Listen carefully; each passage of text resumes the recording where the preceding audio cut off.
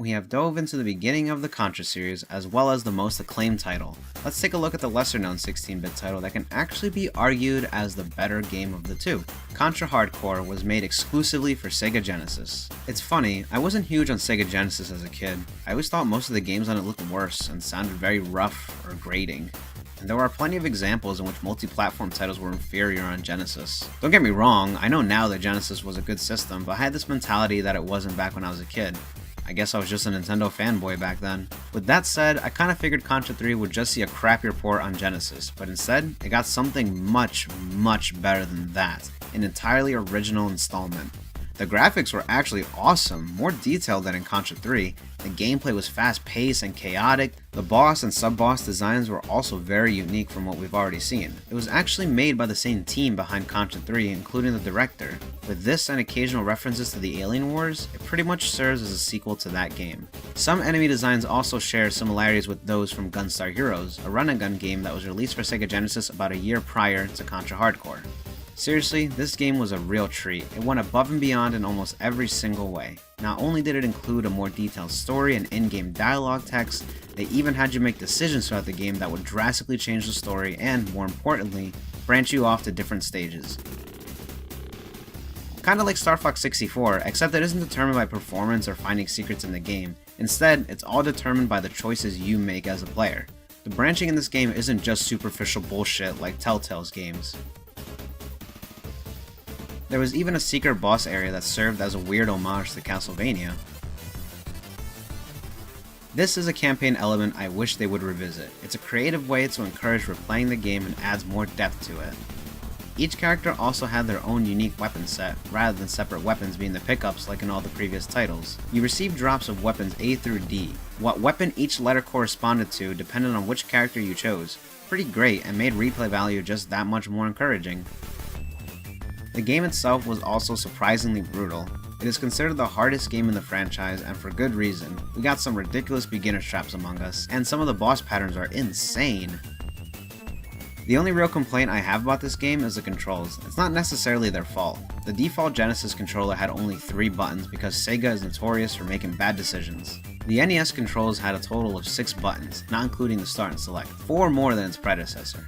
Contra 3 took full advantage of all these buttons.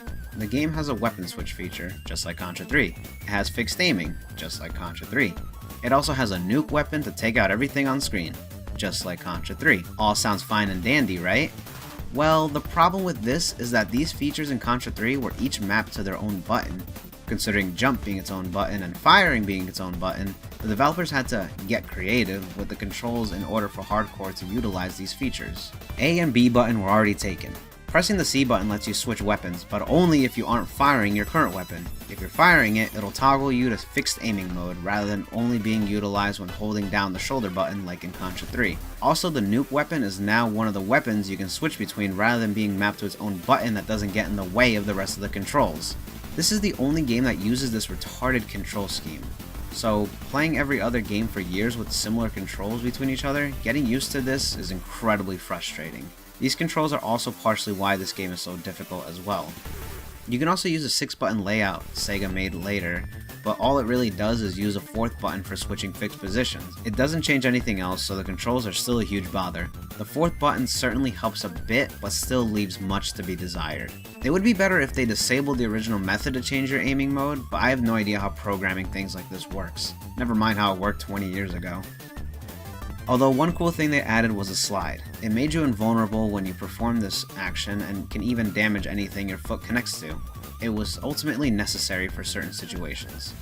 This is the last game that had drastic differences between each region as well. In Japan, there were no one-hit deaths. Instead, you had a 3-piece life bar. Also unlimited continues. It's official, Japan is full of dirty, filthy casuals. What else should I expect from a country where mobile games are thriving earlier than here in the United States of Burgerland? In Europe, the game is simply called Probotector, and 3 of the 4 playable protagonists were changed to robots, since one of them was already a robot, as well as some of the villains. The story is altered in some ways, and they don't let you get the evil ending either. Bad controls aside, this game is pretty fantastic and definitely worth checking out. Just be ready to adapt to an awful control scheme.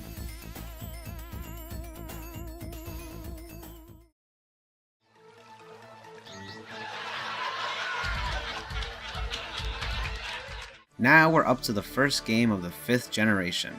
Contra Legacy of War was made exclusively for PlayStation. With the series no longer being run by KCET, this entry would be made by Appaloosa Interactive, a company in Hungary that was famous for groundbreaking titles like Jaws Unleashed and Echo the Dolphin. Yay, underwater fun! This game was Contra approaching the question nearly all franchises that have been striving in the 2D era had to eventually ask. This generation is about 3D.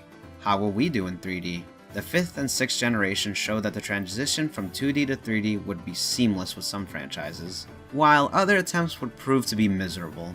Shortly, you'll see where Contra falls in. Honestly, looking into this game even a little bit was enough to show me this game isn't worth playing. Still, let's dig a little deeper. I say dig because all the textures look like mud, dirt, and garbage. The 3D models are very blocky, bland, and lack detail most of the time. They all look like they're made of cardboard. The music sounds really cheesy and forgettable. The entire game is comprised of 3D gameplay and similar to those few stages from Super C and Contra 3.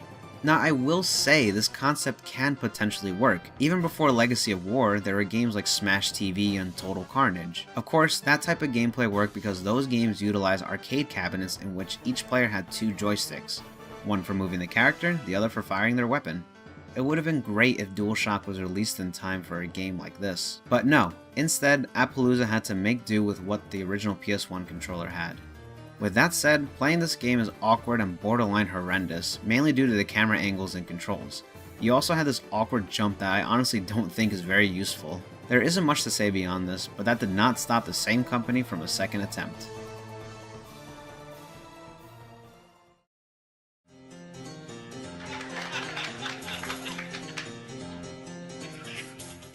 Regardless that this game sucked, Konami got Appaloosa to make yet another Contra game for PlayStation about 2 years later. C, the Contra Adventure, probably the dumbest name in the franchise. They probably realized how much Legacy of War sucked since this game brought back 2D gameplay. It introduced angled aiming fix, sorta like Super Metroid. Just like the first game, Appaloosa made everything look lifeless and ugly. There's also a health bar, which is stupid because this game isn't really that hard in the first place. There's nothing to be found here. This game is terrible. There was also to be a Contra game for Nintendo 64 at some point, and in Japan it was tentatively titled Contra Spirits 64, a nod to the Japanese title for Contra 3. That's pretty much it though. Not a single screenshot or shred of information past that was ever revealed. Just as well, I mean, if there were to be anything like the Castlevania games on N64, it would have most likely turned out to be a worthless title.